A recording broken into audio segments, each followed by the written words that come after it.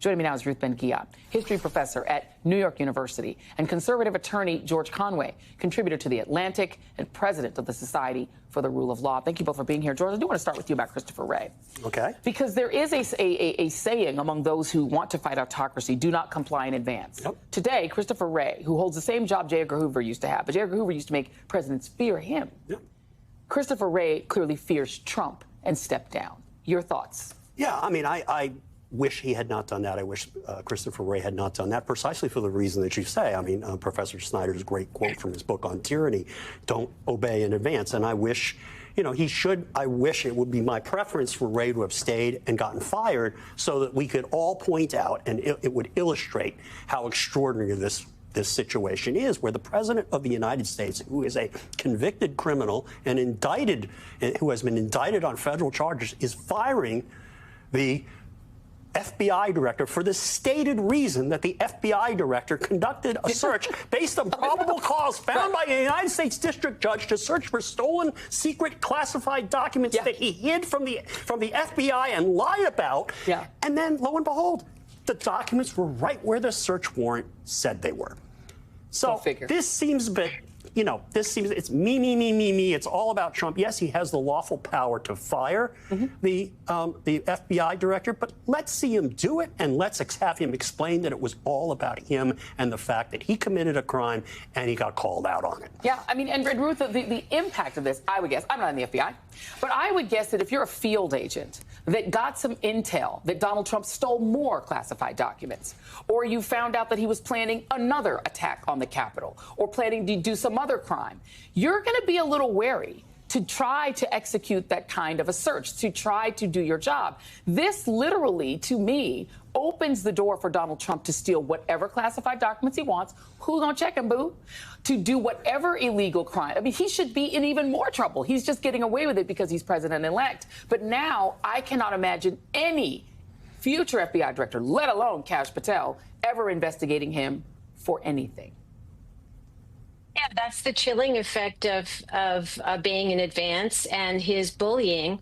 And it's unfortunate that I agree with George. It's unfortunate that he is Director Wray is resigning, but also the language he used. He said he's doing it so the department doesn't get dragged further into the fray. But the FBI didn't create the fray. They were simply trying to enforce the law because Donald Trump had, you know, classified documents in his home, because authoritarians don't recognize any boundaries between public and private. So the mess or the fray was created by Donald Trump in doing those illegal things. And yet Director Wray, it's as though they made the problem. And that's exactly where Trump wants him to be. Yeah, I mean, there's a saying that Napoleon Bonaparte used to say, l'état c'est moi. I am the state, right? So whatever I do is, and Nixon used to do it, his term was, if the president does it, it's not a crime. So now what we have is essentially a reverse J. Edgar Hoover, where essentially Donald Trump controls the new FBI director, who's going to be Kash Patel. He's going to get through, I'm sure. And people, let me just let you listen to some of the things that that Susan Collins has said. Susan Collins is, you know, she's already ready to put in the guy that Donald Trump wants for whatever position. Here's what she said back in the day. She wants to put in Hegseth, apparently. Brett Kavanaugh, back in the day, this is Susan Collins' assurance that there would be no overturning of Roe v. Wade. Roe is settled law, Kavanaugh tells Collins. Democrats aren't moved. Collins calls draft of Roe opinion completely inconsistent with what Gorsuch and Kavanaugh said during hearings. So these senators are willfully ignorant. They're trying to pretend that Donald Trump is promising that everything is going to be fine and Hegseth is not going to drink anymore and everything is going to be good. They want to be fooled.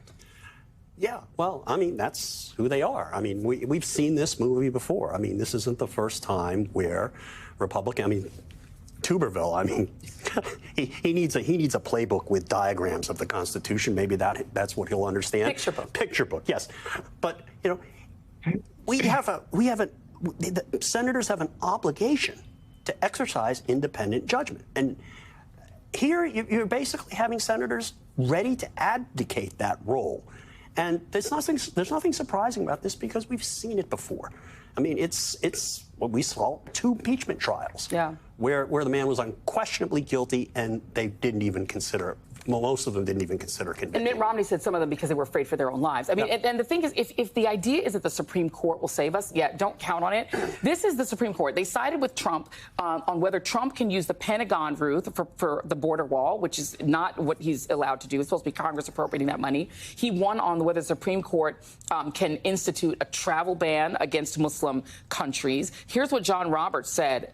That if you didn't, in Trump versus the United States, this was part of his ruling, the president would be chilled from taking bold and unhesitating action required of an independent executive to ensure that he can undertake the especially sensitive duties of his office with bold and unhesitating action. He repeated bold and unhesitating action over and over and over again, Ruth, because even the Supreme Court agrees that the president must be a king. Otherwise, it destroys the presidency itself. So if you've got the Senate collapsing, the House obviously is going to do whatever he wants, and the Supreme Court won't help us. We're out of gas. Yeah, that's one of the definition, the core definition of authoritarianism is that the executive overwhelms the other branches of government, and all checks on the power and situation of the president or the head of state are removed. And it's even, Senator Tuberville is, again, attentive to language when he says that the people of Alabama gave him a mandate, and that was to do whatever, Donald Trump wants. That's kind of abdicating. I thought the people who voted for him actually want him to govern down, take care of his constituency, take care of their needs. Instead, everything must rotate around Donald Trump. And this is actually something called personalist rule. It's a type of authoritarian when you have a very strong one person. This is all of my strongmen in my book. And the purpose of the party and ultimately government is to solve the legal and financial and other problems of the leader. And so everybody becomes a personal tool of the leader. And that's what is happening now. Everybody's folding to his will. And by the way, the state of New York is not going to let him get away with that 500. He owes that money, right? And so that's the ones he can't get away from. But he's going to be able to grift the hell out of the presidency because everyone around him is going to be feeding him money. Right. And and they know that they're not going to be subject to federal prosecution because the Attorney General of the United States is going to look the other way whenever a story comes out on MSNBC or CNN or the New York Times or ProPublica about somebody grifting off the administration and profiting on the government. So I think it's going to be, it's going to be a lot for people out there, journalists, to call out the corruption. And that's one of the things I think that people miss about the authoritarian label that is well expressed in Ruth's book, Strongmen. It's like we may not, we may not see jackbooted thugs on the streets at this point. All right, maybe with the immigrants. With immigrants and any anti-Palestinian protesters. What we will see is the first thing that you see in any kind of regime that's run by a narcissistic sociopath who only cares about himself and advancing his own power is corruption. Yeah. The corruption is going to make our heads spin. And that's the most important thing to focus on in the first instance. Yeah, absolutely. Indeed. And Ruth, just to give you a sense of who Donald Trump is chatting with, Hungarian Prime Minister Viktor Orban tweeted about his visit with Trump, saying the future has begun.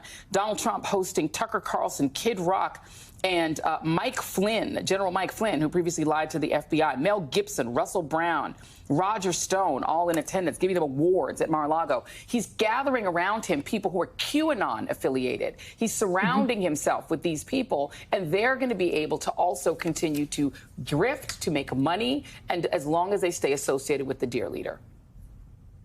Yeah, and these are very radical people. I mean, General Flynn is a hub of QAnon and Christian nationalism. Roger Stone has decades he used to work as a lobbyist for dictators. These are people who have a long experience with destroying the truth, destroying professionalism, and any kind of boundaries between public and private for the leader, any kind of democratic notions of accountability and transparency. Some of them have been working on this project a very long time, so I'm not surprised they're there celebrating now. Yeah, they're going to be feasting on the American economy, and ordinary people, I think, are going to be very surprised at how little they get out of this whole deal. Ruth Ben-Ghiat, and including some people who voted for Trump. Ruth Ben-Ghiat, George Conway, thank you very much. Oh, wait, you've got props. You did. It says, "Don't blame me. I voted for sanity." Yep. That's what our friend George brought us today. He brought me one as well. We're going to send you yours, Ruth. Thank you both very much. Up